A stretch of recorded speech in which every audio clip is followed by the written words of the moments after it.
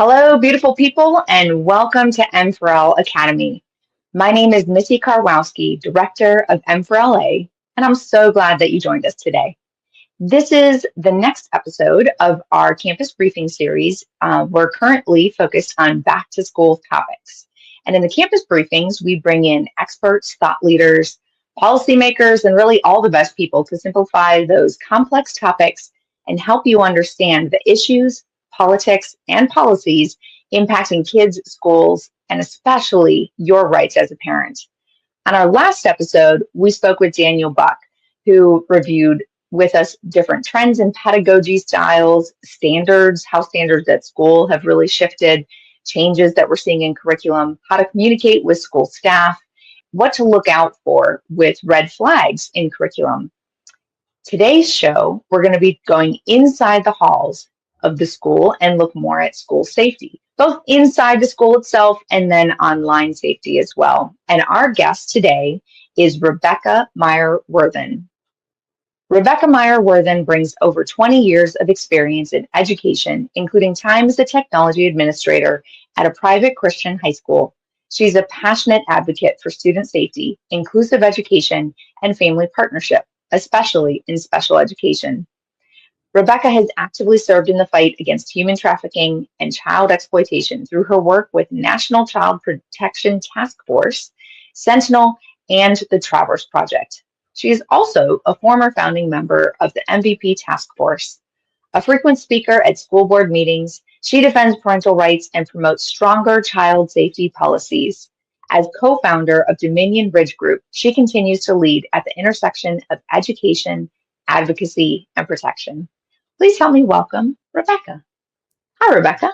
Hi, Missy. Thank you for that lovely introduction. Yeah, I'm so glad to have you here as a guest today.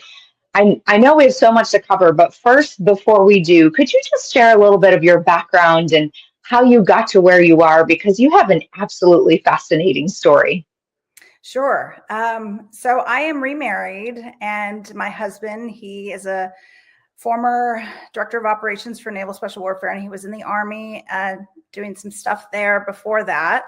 And he's now a civilian. But when we got married, we spent the summer in San Diego, California, studying the counter-human trafficking teams that were in our area, but really looking at the problem of trafficking in San Diego County and also looking at child exploitation. We both brought younger children into the marriage, and with his background in what he did and then my background in education, we just both really had a heart to serve our community and to look more deeply into that problem that we saw was becoming more of an issue in San Diego.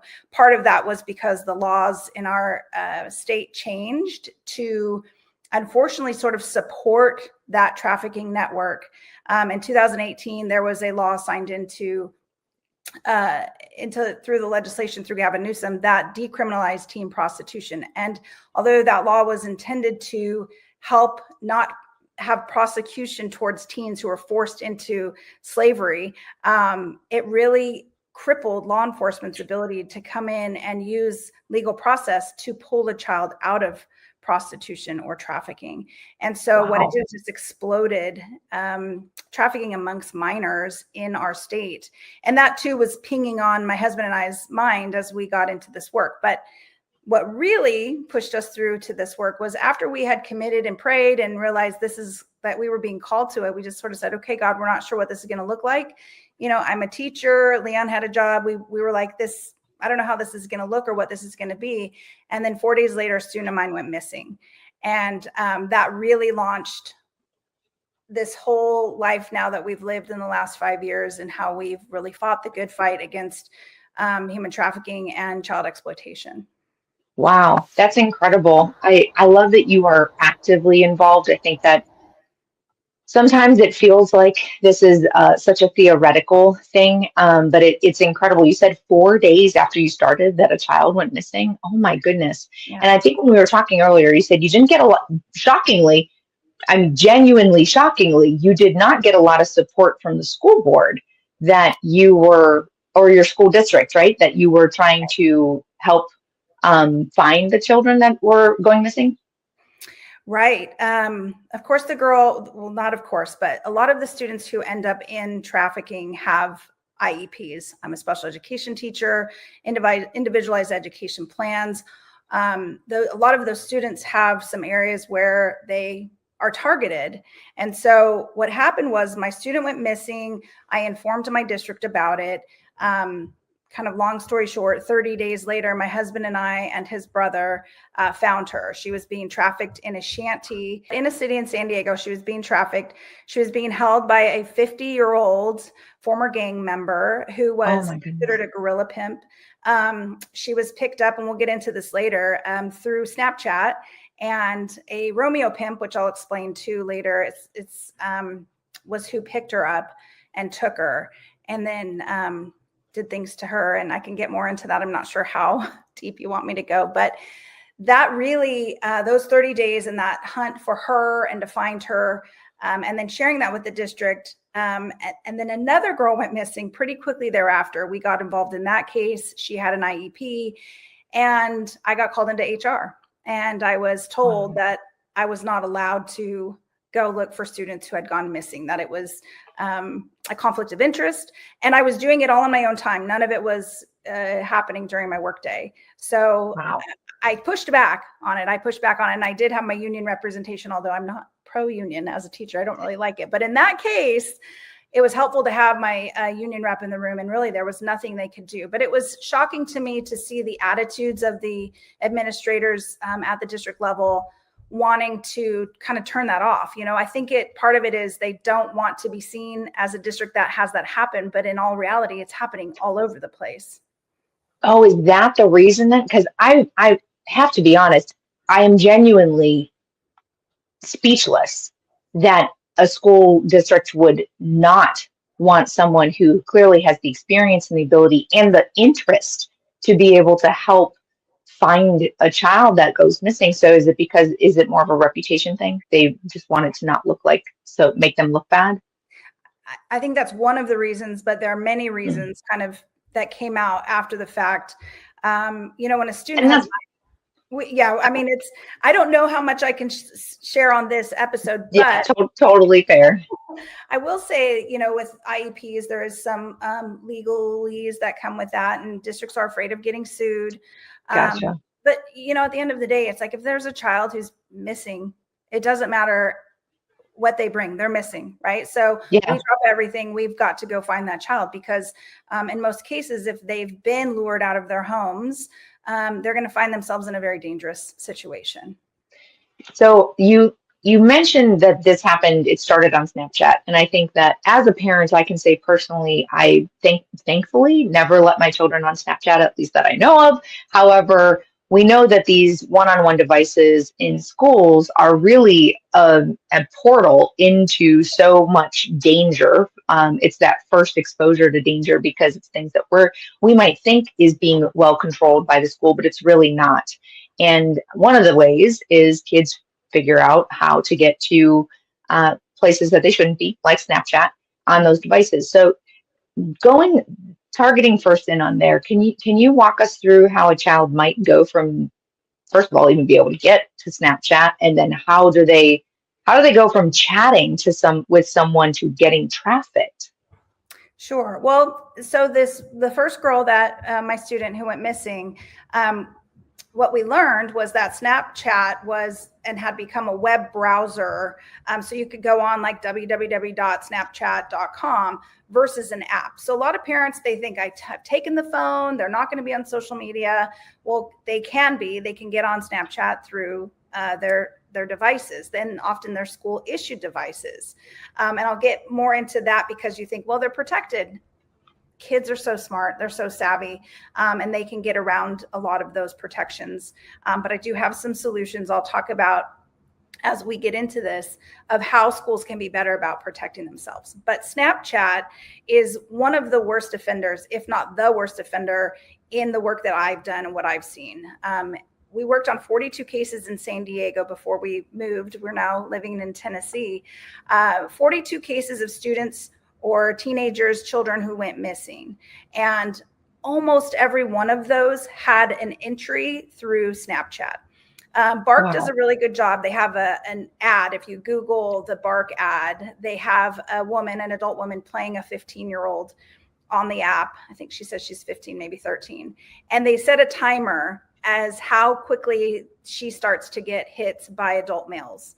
And within seconds, I mean, the phone is like ping, ping, ping, ping, ping. And it's these predators, and right away getting into questions around sexuality, around sex, around body parts, around showing their bodies. And so it's a really shocking ad. I wish it played more.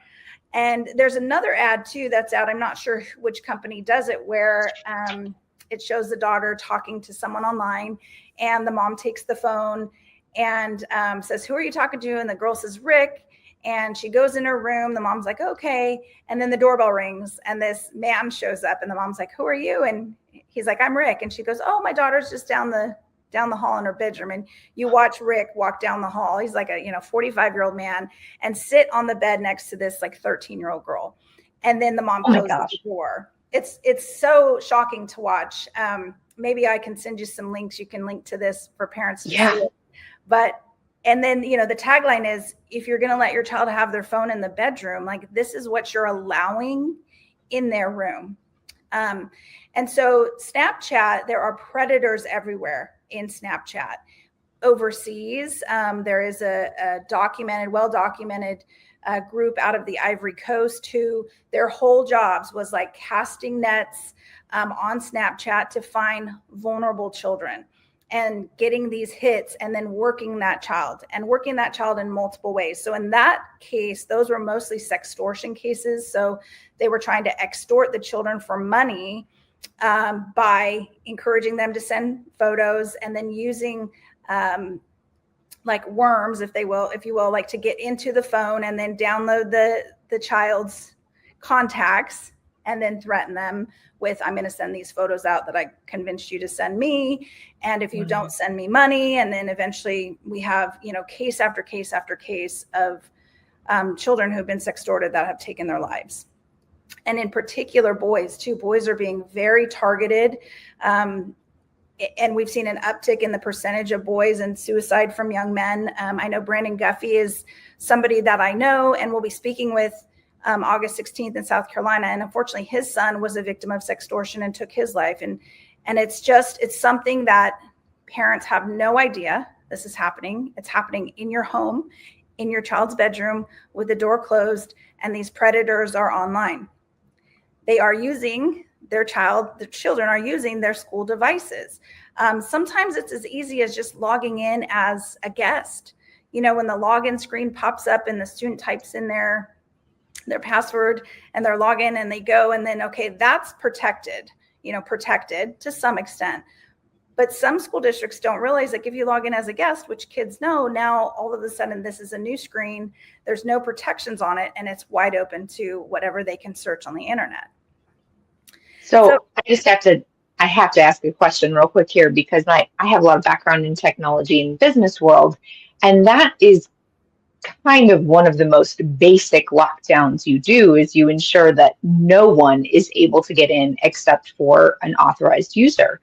So you're telling me that these school devices don't even have these basic protections installed or implemented? Yes. I mean, I've seen so some scary. districts do it really well, but in most cases, when you think about the industry you're in, and your background and your education, a lot of people leave college and they're not thinking, "Oh, I can't wait to get my first job in this world of technology at a school," right? Yeah. Usually those school technology jobs don't pay as well as the industry. And so what I found and not in all cases, because I do know some pretty great people who do this job very well, but in a lot of cases, and districts that don't have good budgets or money to fund those positions well, there's like one person in the back room, and that one person is, sort of good at what they do. They have a budget, they have a boss that they have to answer to, and a lot of times schools just sort of check what's the cheapest, easiest solution.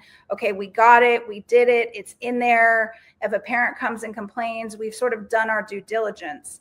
And I think we're so far past, like, we've done our due diligence. There have been so many cases of in situations where schools need to operate like Fortune 500 companies. And I don't always want to go to like, oh, it's budget. Like, as a parent, if my child's school says I need $250 to make sure that these safeguards are in place, can you write that check? Can we fundraise for it? Can we do something to cover these costs? I would move mountains to do that. Even if I had to put a lemonade stand outside, like I would do whatever it would take in order for that district to have the right safeguards in place.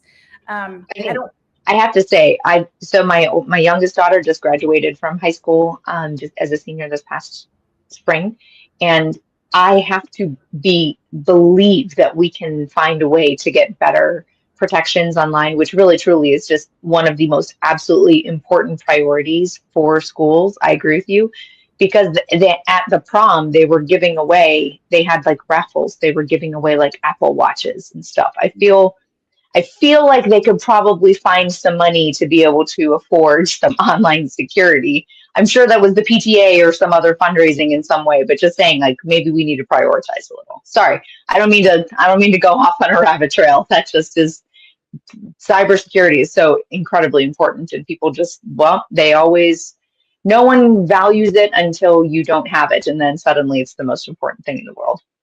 Right. Absolutely. I want to talk about how girls are lured off Snapchat, but I want to get back to the technologists that run schools as well. Let me get back to Yeah, I was going to say, why don't we go back to the Snapchat first? Because I feel like I redirected you, so I apologize. But I think a lot of parents, I know me personally, maybe it's just that logic in me that I look at it and I'm like, how do you possibly get from here to here? It doesn't make sense to me. So what does that look like? Sure. And I've seen a lot of different examples of how it's happened. But at the end of the day, a female meets a male online.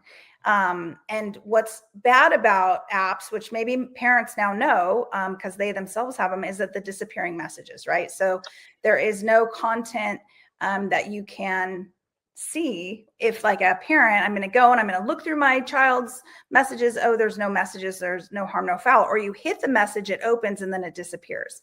And Instagram has disappearing messages as well now. And so sometimes they toggle back and forth. But in Snapchat, it's, you don't have a real face. You're a cartoon. And there are all kinds of little symbols these days. But there are symbols and there are little, phrases or acronyms that they use to say different things, but they develop a relationship quickly, start sharing photos quickly. There's also an app within the app to securely hide photos. So there's like a locked photo compartment in Snapchat. But these relationships happen really quickly. And oftentimes it's like a friend of a friend who's introduced the friend to your child. There's usually not a one-to-one direct contact. Oh, he's my friend. He's safe. I know him. But they don't. They've met online. And then that online relationship quickly turns into something more sinister. So in one case, a young man was offering to bring marijuana to a girl. And so she's like, yeah, here's my address, turned on her locations, which you don't have to share the address, right? You can just turn on the locations. And the location, if you haven't seen Snapchat, kids will share their locations, right? And I say, what are you doing? I know exactly. It's pinpoint accuracy on the map of where you're at. And so they share their location. They share their location. They go. This gentleman comes. He brings the marijuana. He asks the girl to come out. He encourages her to get in his car, and they take off. And oftentimes, I know, like, what I would call the Romeo pimps will often share drugs, and then their job is to drug the child, and then usually engage in some sort of sexual act with the child. And then we have seen them where they grade and rate the child, and then that child is taken to, at least this is happening in California, and not to say it isn't happening everywhere. And I want to say, no, people are like, oh, it's California, but California often sets the standard for the rest of the nation, right? We have California and New York. And I have been on the battlegrounds to say to parents, this is happening, and it's happening in your state, and it's only going to get worse. So unless you are diligent about protecting your child and not allowing them to have access to this app, it's just going to keep getting worse. And the laws moving through the states, as California often creates laws and then other laws follow suit, that is why I've moved, and I'm a sounding board here, a voice here to say, don't let that happen in this state. And so anyway, the girls are rated and then oftentimes then moved to an encampment, a motorhome, apartment or hotel, and in some cases a home, and then in some cases moved out of state to, like, say, Las Vegas or LA, maybe further up the state from where I was in San Diego. So we've seen it with children who have good homes, but in most cases, they target children who are from single parent homes, low income, children in special education. And much like I think a lot of people are aware of too, is if you watch like the Jeffrey Epstein documentary that came out a few years back, that girls were recruiting other girls.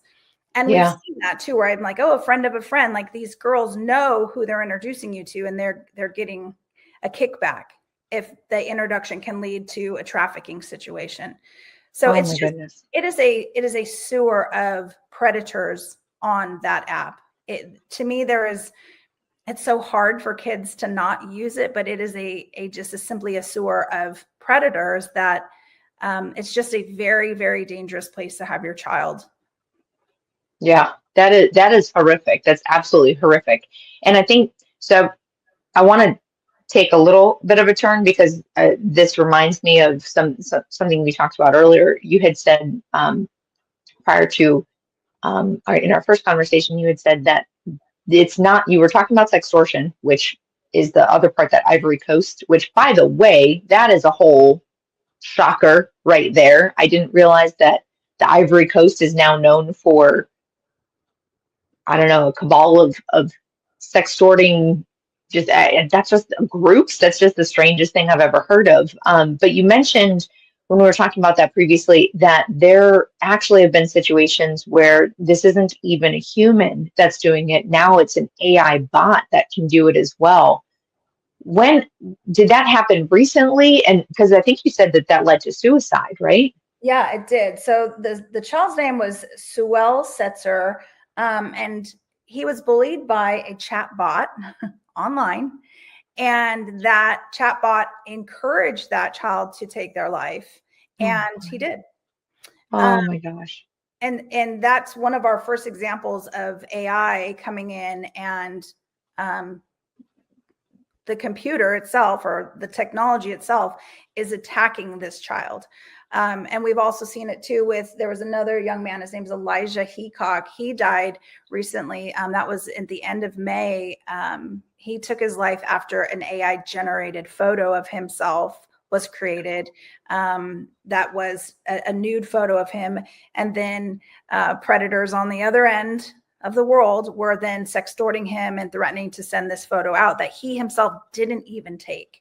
They had a picture of his likeness, of his face. And so sending any photo at this time, because on Snapchat, again, you don't get to see the person's face. It's a character, right? But the minute they get you to start sending a photo, then now they can use your likeness and create a photo of you nude. It's still against the law. It's a federal offense. It's still child sexual abuse material.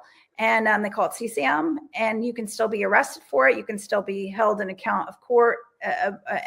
court and be registered sex offender because of it. But, a lot of these cases, these people are in other countries. And so that really complicates the legal process, and they know that. And that's why it happens outside of the United States. That's so awful. It is just absolutely horrifying. I mean, I think I read a book recently. I think it was in Wired Child that I read it, that and this is not a recent book, by the way, so I feel really out of touch, and clearly I haven't been paying as close attention as I should have been.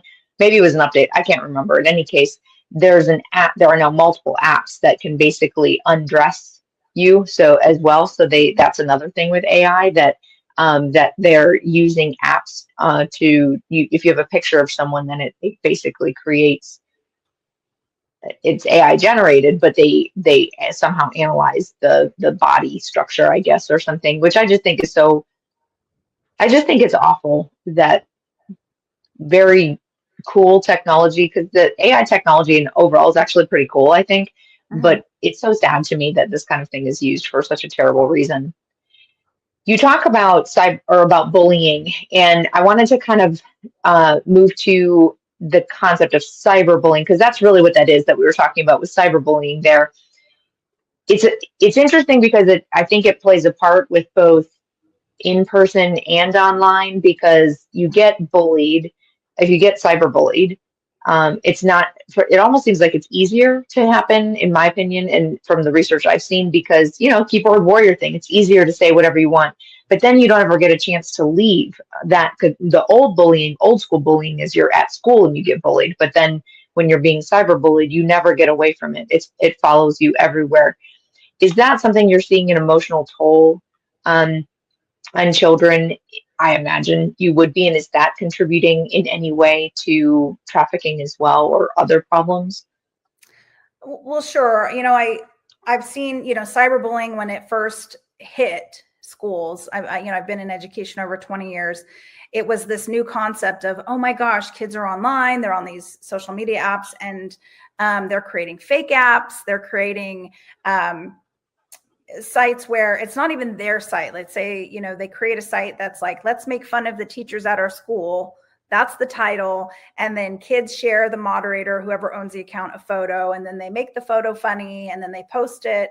I just saw one the other day I was in, and they like took school photos of our yearbook and they overlaid our faces with some swear words. Like, what would teachers say in the Wow. classroom? So they're creative in how they bully, and it is oftentimes anonymous, and without having the ability to go to law enforcement. And then oftentimes law enforcement has to get a warrant for that social media company or account and find out who the end user is, look at the IP address, are they using a VPN? It's not as easy to get that done. And most law enforcement teams these days is like, okay, you put in your complaint, you give them the account, and it's really low on the list of priority to go and look at. Some police departments are better than others. Some are more resourced. Some have better tools within their own stations to go after these kinds of things. I will say, when I was working in the world of nonprofits, NGOs, in this world of counter human trafficking, counter child exploitation, oftentimes law enforcement would come to us for help because those agencies like Traverse would have other technologies on their end that law enforcement didn't have because they couldn't afford them. And so a lot of the NGOs I volunteered for or stood up, we had tools that would help law enforcement to dive in and kind of find out who are these bullies, who owns this account, and then how to go forward with, we got to send a police officer to this home to talk to the sixth grader because they have this account that's bullying this child. And of course, bullying with children these days, we've seen, I think there's a book out right now, it's called The Anxious Child, where we're seeing these huge shifts in anxiety with children. A lot of kids, we've seen somatic behaviors where children are showing up to school and they have stomach aches, they're thrown up in the bathrooms, they're having all of these anxious issues. And a lot of that stems from not only being bullied, cyber bullied online, but also then to couple that with, like, we're using social media to, compare ourselves. And the algorithms in social media don't help. My daughter the other day, she was looking for a new bathing suit, for example. And she does have an Instagram account, but it's on my phone under my account. And I actually have a story about that I find really interesting. And I think I sent you a photo where I was like comparing her account to another girl's account. And maybe we can pull that up here. Yes. Can you explain exactly what we're looking at there? Yes. Okay. So just to shift for a second here. Yeah. So the account on the right is my daughter's. And this was an account I let her set up in 5th grade because she has family in another state. And it was just to share some photos of her life with her family members in that other state. So it was locked down. It was on private. And these were just some of the pictures of like her life. You know, she's going to like the little band concert. She's playing basketball and volleyball. And then she was riding in a vehicle with the girl on the left. And she had my phone, and this girl had an Instagram account. And she's like to my daughter, you should add me. And my daughter added her, which was a huge deal. She wasn't supposed to add anybody or have access like that. But of course, me as a mom, right? You hand them the phone. Sometimes you're driving, you're distracted. Mm-hmm. And then I got home and I always check her account, regularly check her account. And I noticed that she had another person. I mean, she had like 11 family members on the account. And I'm like, oh, there's 12. Who's this person? What was the girl that she met and knew? She was 1 grade older. And so I looked at her account and I saw these photos. And these are just kind of a snapshot of some of the photos. But in the background of some of the ones in her room, you can see is like blood splatter. This girl's 12 years old. A lot of these photos were highly sexualized. I went through her friends list. She had about 4,000 adult friends. And this little girl, you know, she's forward facing is just like this normal, average, everyday kiddo.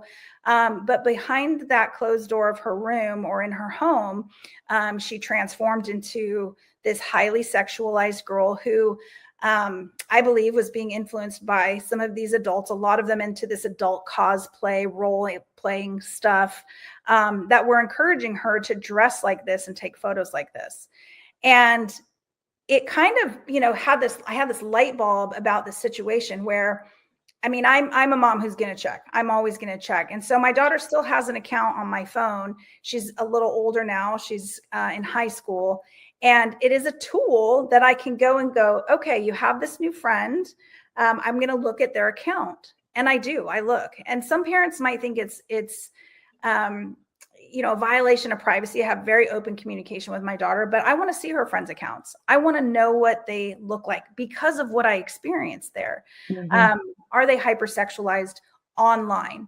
Who are their friends? How is their account open, wide open? Are there pictures of my child on their phone? Because I also know that my child's only as safe as the phone in which she's in front of, and what has that parent on the other end done to protect their child, right? Mm-hmm. So it does give me an opportunity to open conversations with parents, which can be hard, and to just highlight that this world that our kids are in, that not only are they being bullied, but my daughter looking for her bathing suits online changed her algorithm.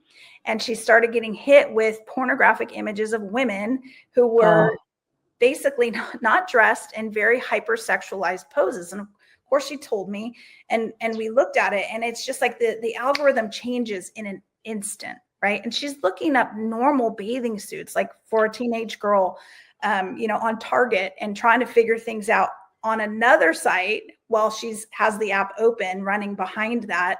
And it's pulling that information and changing her algorithm. Yeah, that is so, I mean, we all know this. We all know that our robot overlords are listening all the time. And it's like an open secret that we all laugh about, and I laugh about it. Obviously, I call them my robot overlords, but it's something we should be genuinely afraid for, or very concerned about, I would say. I feel like I need to do a whole separate, we definitely don't have time for it here, but I would love to see a deep dive into how we can really truly lock down our devices to avoid all those things. I think the biggest problem is it's just so darn inconvenient.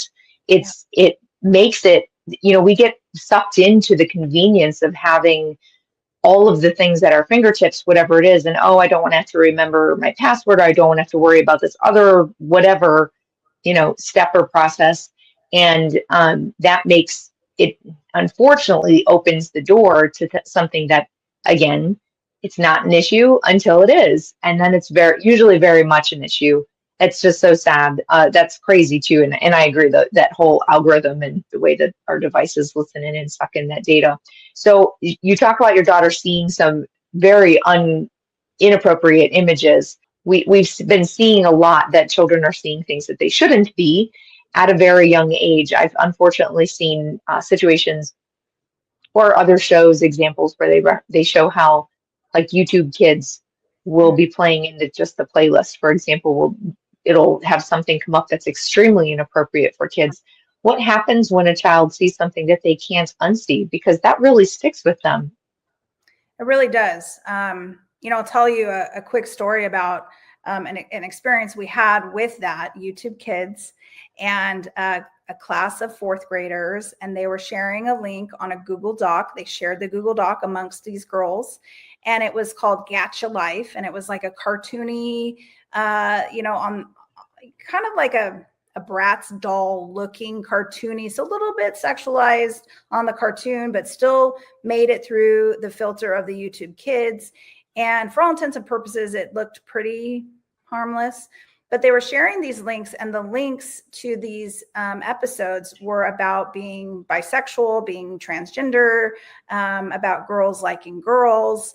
And, my daughter started to exhibit some strange behavior at home that was like, it was my kiddo. I'm telling you, it was my kiddo who was in this group of shared documents. So, she started to kind of change the way she dressed, a little bit more like reserved, and that's kind of a bad example because she didn't dress not reserved, but she just changed the way she dressed. Maybe her style overall shifted. So what I'm hearing, maybe did she potentially shift from being kind of girly to being not so girly kind of thing? Yeah, wearing like dark colors, and Yeah. there was just a shift in her overall general like wellness. Like she kind of seemed a little more sad, a little more withdrawn. At the same time, this boy was bullying her, and he was just being crude and rude and saying horrible things. And some of these girls that had shared this link had said to her, like, well, if you don't like what that boy's saying to you, then you must like what you're seeing on these videos, which was very confusing to her. She's like, I don't like what these videos are showing, and I don't like what this boy is doing to me. That doesn't mean, No. they're not one and the same. And so once, then I started to look through her school computer because I was like, something's going on. And I found the links and I found the videos, and then had a conversation with her, which prompted my husband and I to go to the tech department at her district. And thankfully, the head of the technology department there just said, come on in. He opened his door and he said, we have this low-level protection system on the laptops. And I will say this was during COVID, so quick rollout. I don't know that we've learned a whole lot of lessons because I haven't seen a lot of really true good fixes. But in this case, they bought what they bought. They rolled out these laptops, and he showed us his email, and he showed us the data from this system they were using. And he got 20,000 inappropriate content hits a day. That's emails. So he's getting email. And this was in a district of 5,000 students. It was K through 8. And he said to us, it takes him about 2 weeks to get through one set of 20,000. So he said, you can imagine how backed up I am in addressing and dealing with these issues. And he said this program too came like pre-programmed with the words or phrases that it deems inappropriate content. So he said, for example, if somebody types sex, I'm going to get an inappropriate content hit because of how we have it set. But if they type S asterisk, E asterisk, X asterisk, it's not going to pop unless he hand jammed it into the system as an inappropriate word. So he says half his time he spends putting in these workarounds on these words that kids are using. And so for us, that was like a light bulb moment of what are we doing to protect kids in their laptops at schools, and what kind of systems are we using, and who are we employing to deploy these systems, and then how are they being managed on the back end. So in this case, my daughter was being cyberbullied, if you will, because it was through a document, through a link. I mean, people think it's just all on social media, and I'm like, no, she was being bullied to look at this content, and then bullied on the back end by a boy in person who was then being bullied by these girls who were sending these links. And so it was a very confusing time for her. Thankfully, we received it, we intervened, and I ended up pulling her out of that school. Short story on that. The counselor wanted to do restorative circle and sit all of the fourth graders in a circle and talk about the highly sexualized information that was coming through her Chromebook as a whole group.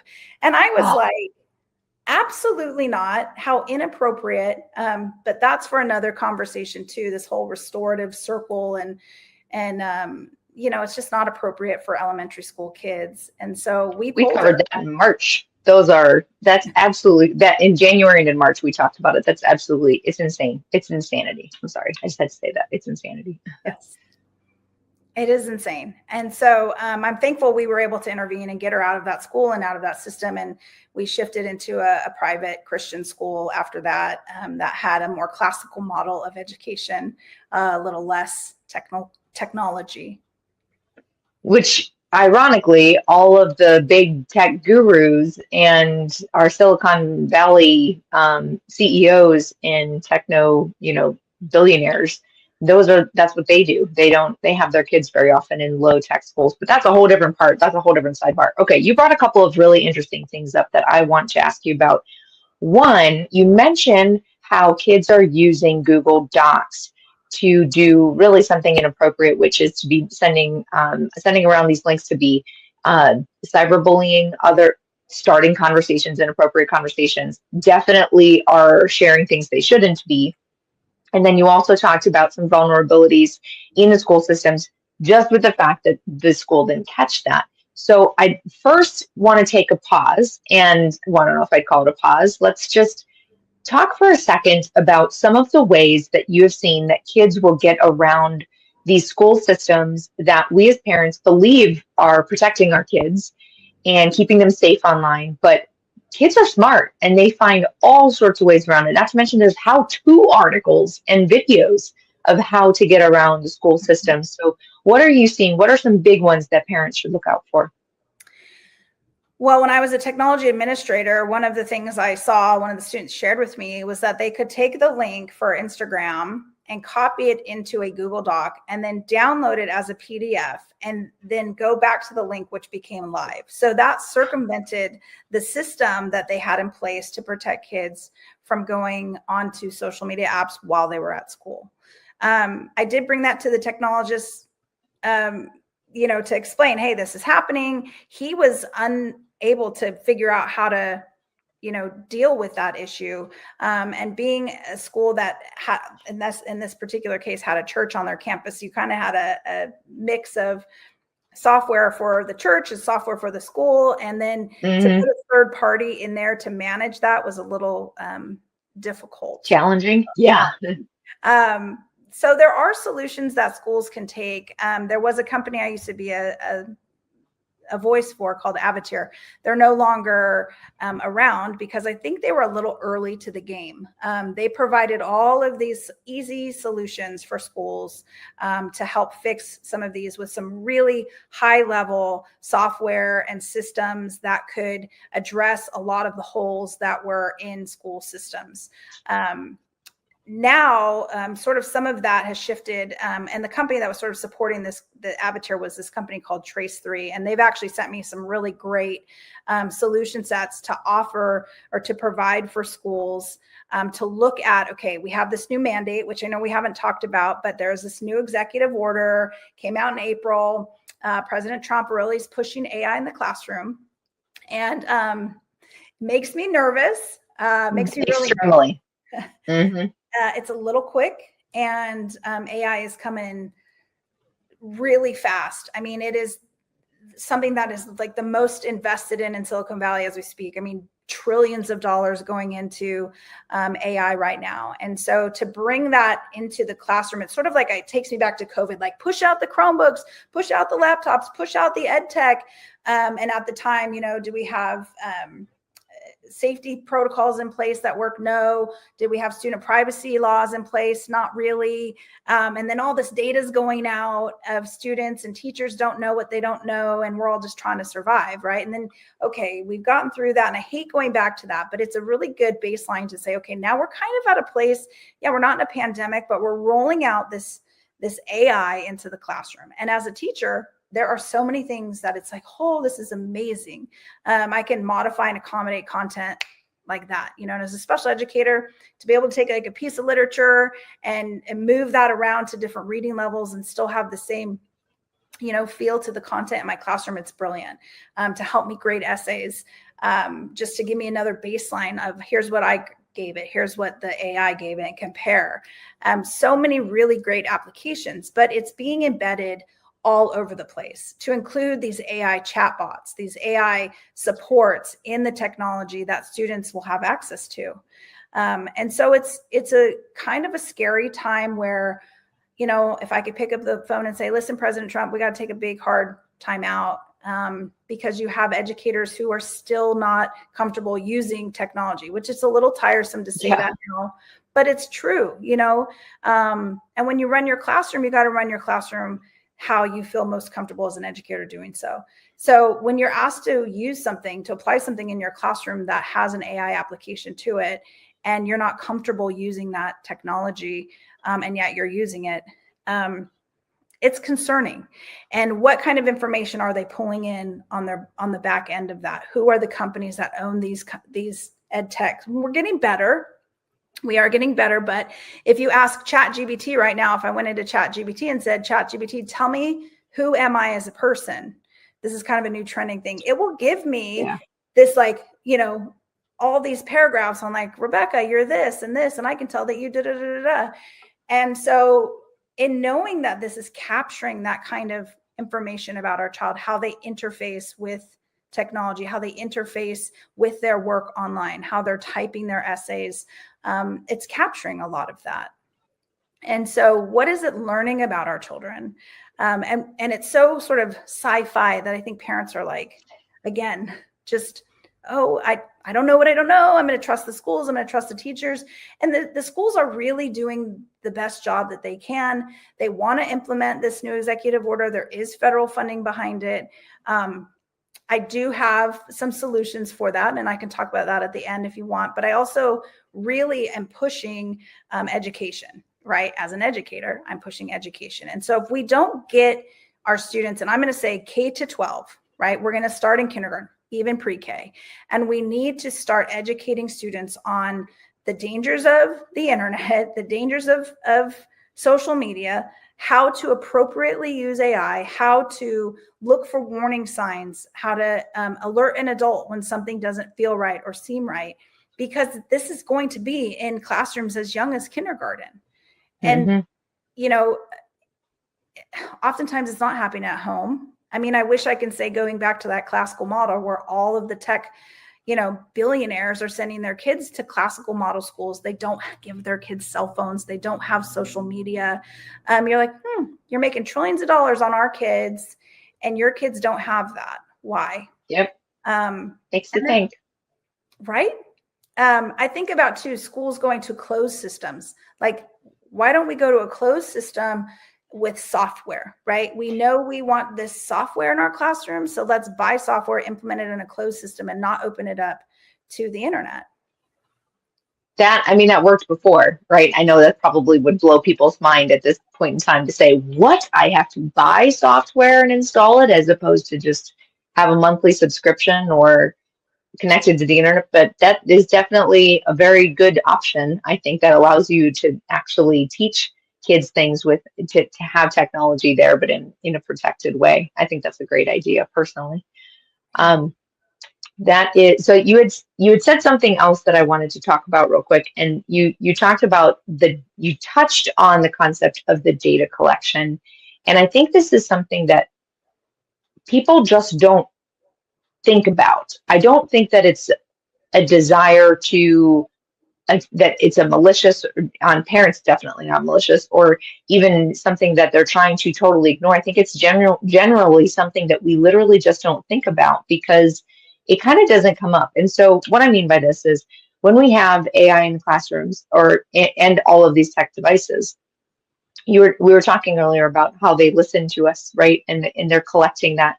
But the other thing that's happening with those devices, like you talked about AI learning about us. Well, there's all this data being collected on our kids in school with their how they're going through school, what their lessons are, what their answers are. Sometimes even picking up facial responses and expressions and gauging interaction. I've seen some things out of China. I don't know that I've seen as much out of America, but I've definitely seen some videos exposing that in China, which to me is absolutely so creepy. But we have all of this data getting collected, and then you talked about so many system vulnerabilities that are in school districts.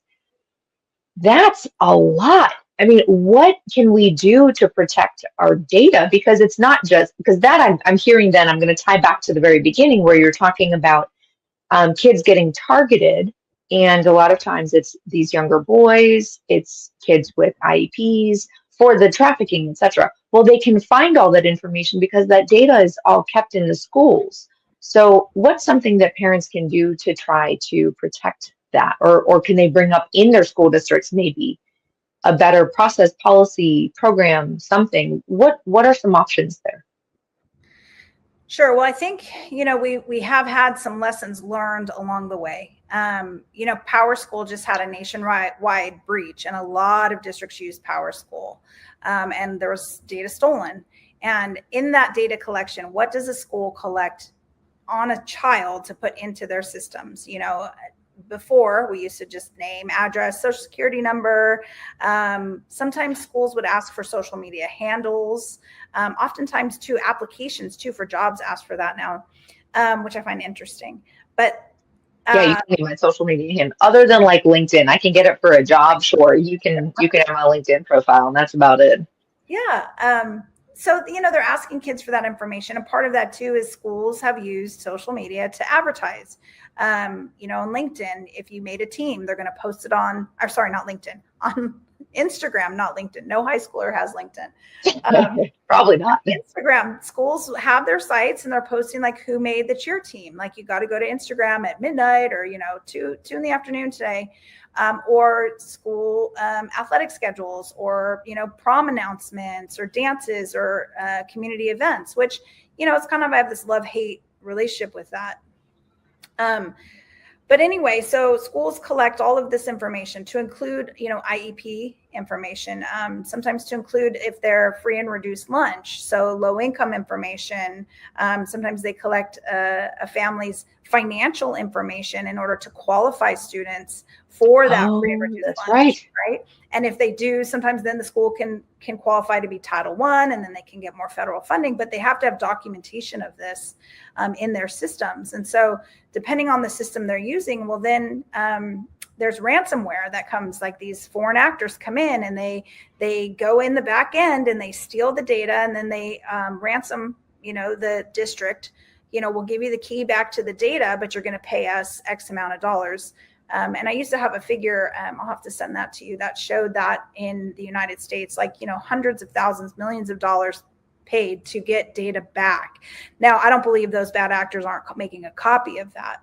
And something we've seen in the trafficking world too is that it gives predators, like when I talked about them casting a net into Instagram or Snapchat and, looking for children, when they steal this type of data, they can directly target children. They have an IEP, they come from a single parent household. There's a marriage settlement agreement on file, and dad, has no custody, or, if dad's on campus, call the police, so this is all very well documented. And then in some cases, there's like a separate page where they'll say, like, here's the child's dead name, here's the child's new name because they're transgender and they're going to identify as a female versus a male. So that's also captured. And that's just like, okay, let me just thumb through who can I target directly now. I have all of this information to go in on this child, and I can very quickly manipulate them online to get them to do whatever it is that I want them to do, whether that's to sextort them and or to get them to leave their home and be put into a life of trafficking. Oh, man. And I encourage parents to take this very seriously, because we always say, oh, it can't be here. It's like you said, it's in California, it's in New York, it's not here. Well, you are correct that California very much is the bellwether for the rest of the country and sets the precedent. And we need to be very vigilant and stay on top of this, because it is just such a huge risk. It's such a huge danger that people are just not taking seriously. Okay, so I want to pause now with my questions, and I know we had, before we wrap up, is there anything in particular that you wanted to share that you'd like to highlight that we can bring up so you can talk about? Well, I did want to talk about a couple different organizations and companies that I think are really meaningful. One is the Digital Citizenship Academy, and that's through Dr. Lisa Stroham. I think she'd be a great lecturer on this show as well, and so I'll definitely have to introduce you to her. But she Yeah. has a wonderful curriculum, K through 12. South Carolina is looking maybe to adopt it kind of globally in their state. Fingers crossed for that. I think that that's a really good starting place for schools to look at curriculum that is meaningful, that can get into the classroom, and that we can start hitting on this problem going forward. And that would be specific to helping students to understand how to use online tools and be on the internet safely. The second one too, I think is really important, is that we don't, as educators or as parents, catch like the trafficking issues that are happening. We don't look for the signs. There's a woman, her name's Francine. She has Nurses United Against Human Trafficking. She's a great resource for school nurses. I think we often forget about the school nurses and all of this talk about technology. So technology hurts our students in a lot of ways. There's a lot of anxiety because of this access to social media and also just staring at screens all day, right? We're on computers all day. And school nurses really are a frontline worker in this world of online predators, being on the computer too long, kids staring at their phones for too long, and they're seeing these somatic behaviors, these stomach aches come up. I really think we need to also have a conversation about how are our school nurses tracking data on students, and what kind of symptoms do they present when they are at school. I think that's a really great anchor for us as educators and administrators to really have a little bit deeper dive of look at our children as they start to have some health or behavioral issues at schools. There's also a great woman, her name's Jan Edwards. She has Paving the Way, which is a great curriculum, also a push-in curriculum to educate children on trafficking. I was at a conference the other day and this woman said, are you teaching your children to not sell other people? Don't sell humans. Don't grow up and sell another human being to another human. And I was like, such a wild thing, just like a simple thing. You sit down, you talk to your kids about being safe, about, stranger danger, don't get in the white van, which is, not a thing anymore, is that we aren't really educating students on what does trafficking look like? What is that predator online saying, doing, what are they hitting on? And so Jan has a great program that she pushes into schools and does like a 1 or 2 day event to kind of really bring that topic or that conversation to like 5th, 6th, 7th graders, where I really think you need to get in early with kids. I'd even say 4th, because kids are getting phones earlier and earlier. Yeah. Oh, I have what my kids had friends, I think in 1st grade had phones, and I was not that cool of a parent. Cool. I was considered a very crazy parent because I made them wait, and I made my oldest like write out a whole pros and cons list of why she should even have a phone. She resented me for years for that, but nevertheless, That's a great idea. tried to hold it off for as long as possible, and I wish I would have done it even longer, but oh well.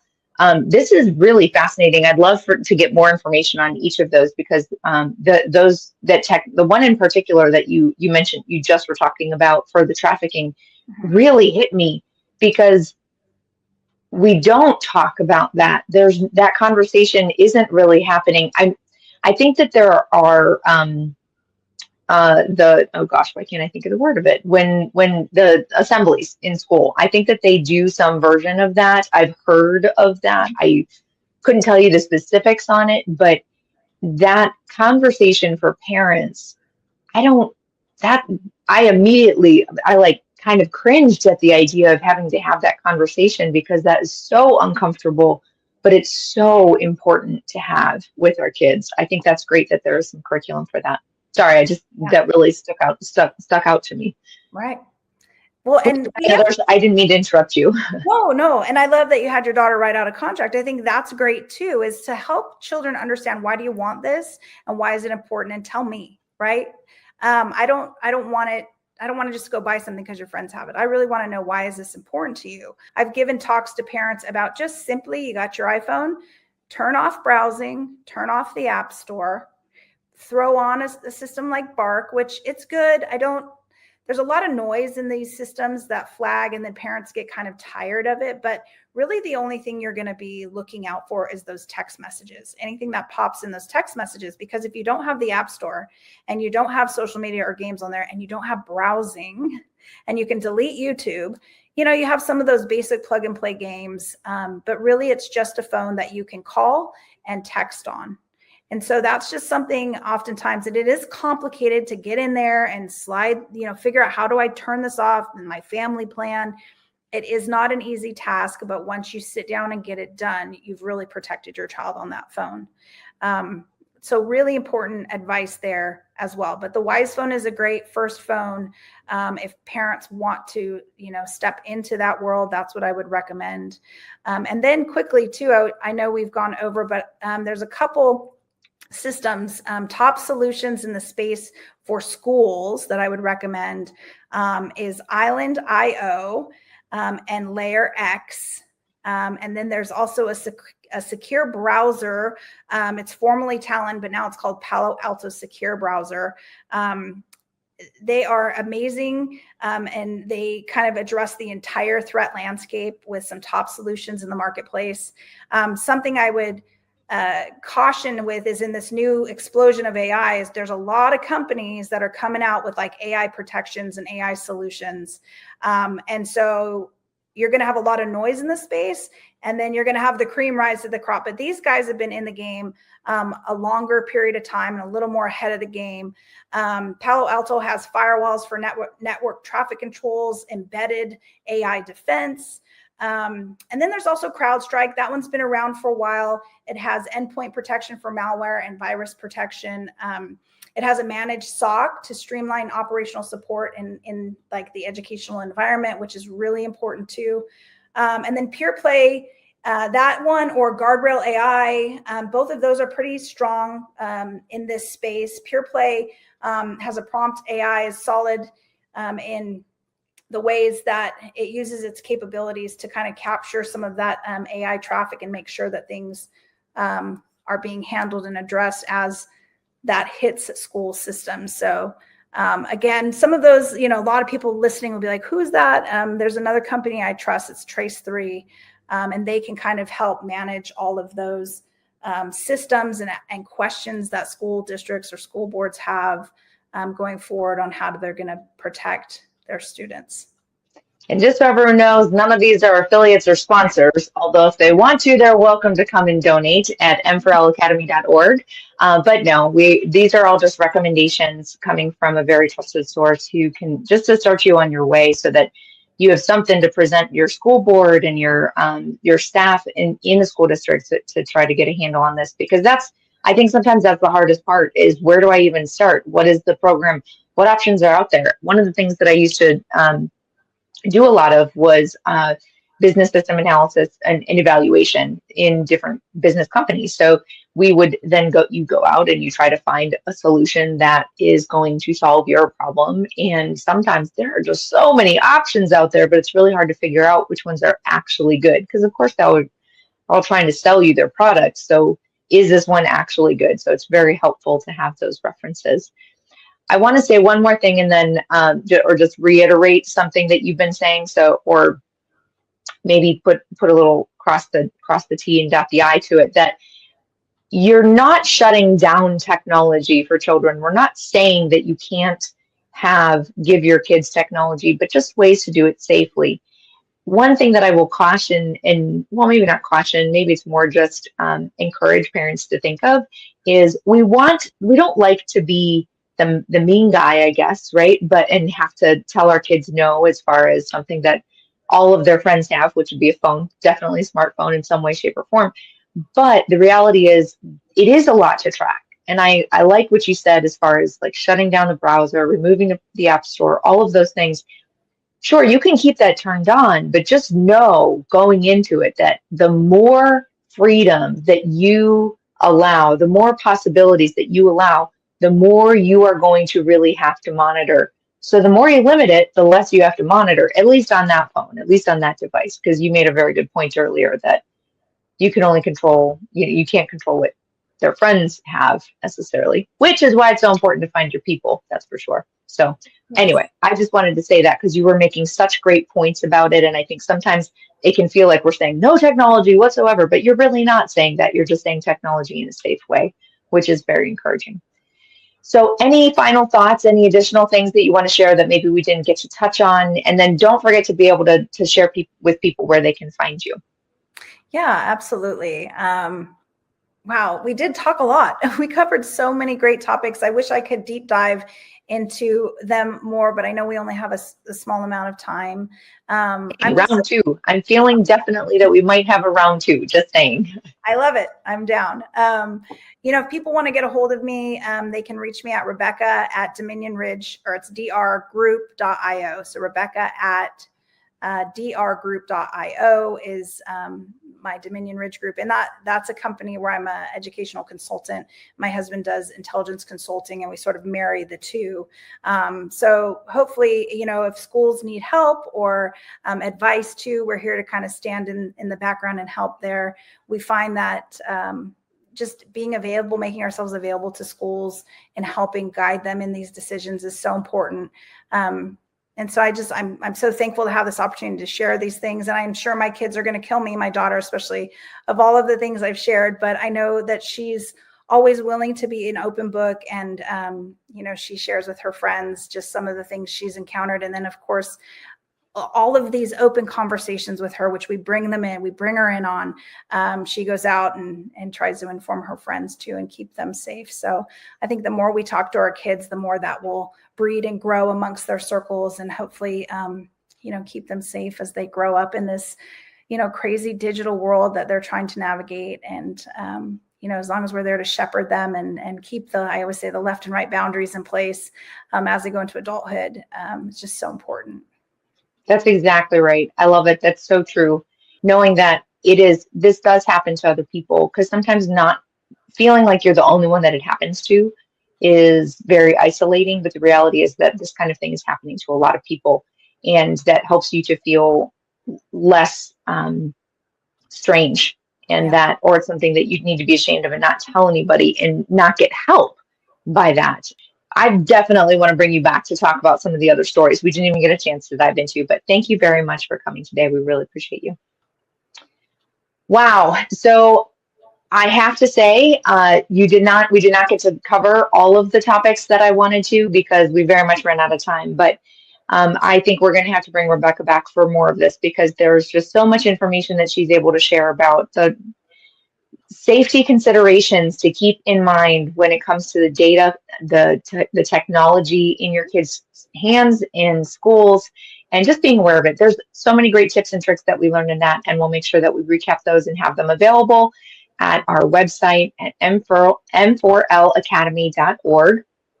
And now this was our campus briefing with our expert. So tune in tomorrow at 7 p.m. for the special edition, when we talk to parents who have dealt with some really crazy safety situations, some online and some in person. So we have some frontline experiences that you're going to really want to hear and take some advice and some direction and guidance and encouragement from. And then coming up later, we are in the fall, we've got all sorts of exciting topics. We'll be talking about ed tech and data collection. So we covered that a little bit today, but we'll be really deep diving. We plan on covering AI, social media, gaming, and mental health. So all sorts of things are on the docket, and it is so on point with what is happening in society now, so you don't want to miss it. But before all of that, in September, we're going to actually be doing MAHA in schools. So yes, looking at food, school lunch, pharma, school vaccination requirements, and then what options should you be considering? One of the ways that we're going to be doing this, I just want to give a little sneak peek to it, is through a brand new event that we are doing live from Capitol Hill in DC. And that is our Rhetoric for the Republic.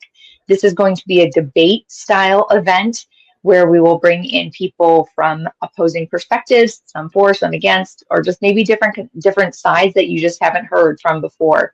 And the goal is to be able to listen to both sides. Maybe you learn something new. Maybe your opinion is solidified, but maybe you have a chance to cross the aisle and start a conversation with those with you or around you. No matter what, always check out our website at m4lacademy.org. If you support the mission, please consider donating. And of course, don't forget to like and subscribe everything that you're watching. It just helps us as we're pushing out this information to you. At M4L Academy, we're here to educate you on the topics and equip you with the tools so that you can become an engaged citizen, not an enraged activist. Remember, though, you're not in this fight alone. So if this topic lights your fire, consider joining Moms for Liberty as a national member. It's free, and you will be part of an amazing and supportive community of joyful warriors in the fight for the survival of America and defending parental rights. Thank you again for joining us today. As was famously said by James Madison, the advancement and diffusion of knowledge is the only true guardian of liberty. And that is the mission of M4L Academy.